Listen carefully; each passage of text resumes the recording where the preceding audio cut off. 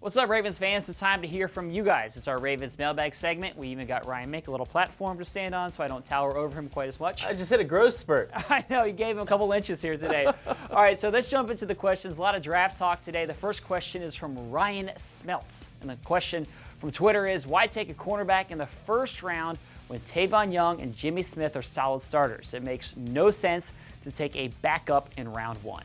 You kidding me, Ryan? Are you kidding me? Have you not watched the Ravens the past few years? You can never have enough cornerbacks. I mean, last year, yes, Tavon Young was supposed to be the third cornerback. He ended up being a starter and played really well. But I think ideally the Ravens want to have a very solid starting three, because these days in the NFL, you're playing three cornerbacks a lot of the time out there. So yeah, maybe Tavon Young could be the starter, or maybe he slides in and plays nickel. He has that flexibility. He proved that. But the Ravens want to get a starter on the opposite side of Jimmy Smith. And I think that's why they could be looking to the first round of the draft. Whoever they pick at 16, if that's a cornerback, I think he has a very good shot at being a starter day one, with Tavon Young being a possibility of bumping outside. Yeah, the other thing, too, is have we forgotten injuries? I mean, just go back the last 2 or 3 years. When Jimmy Smith has gotten hurt, this defense hasn't been the same. And he's gotten hurt a lot. Exactly. So by no fault of his own, but the Ravens need to have depth at that spot if there is an injury to Jimmy Smith or Tavon Young, whoever it is. Right. It's not 1-2 and backups in the NFL, especially at cornerbacks. You need cornerbacks. I'm with you.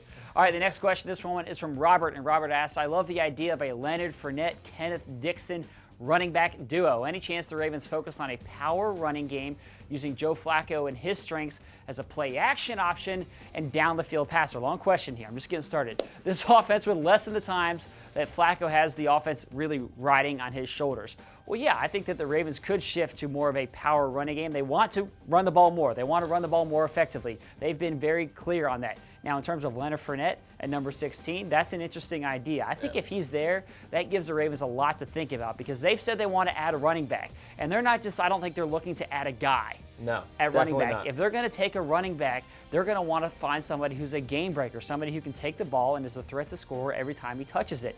That's Leonard Fournette. Yeah. That's Leonard Fournette. So if he's there when they're on the clock at 16, I think they'll have a lot to think about. But no matter who is in the backfield next year, Kenneth Dixon, Terrence West, and the X-Factor, whoever else it is, they want to run the ball more and run the ball more effectively. What's going to be interesting is if Dalvin Cook is also there, Florida State's Dalvin Cook. Probably one of those guys, not both, is going to be there. If one of them's there, yeah, I think it's interesting. Our last question comes from @Reese McSpaden. And he asks, I've seen Mike Williams fall to 14 in several mock drafts. Would the Ravens trade up to get him if he's there? I like Mike Williams a lot. I mean, I think we saw him make plays on the biggest stage in the national championship game. He, to me, seems like exactly what Ravens fans have looked for and what I've kind of looked for for a number of years. He's the big guy, goes up, makes big plays down the field. I like him.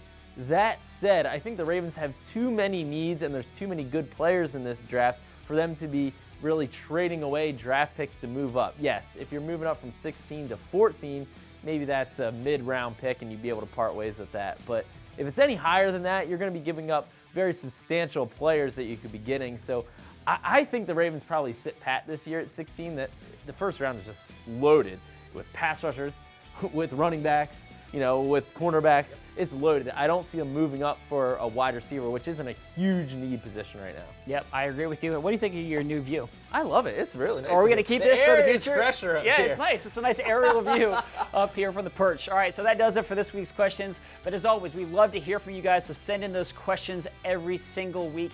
Use that hashtag #RavensMailbag. Thanks for watching and have a great rest of your day.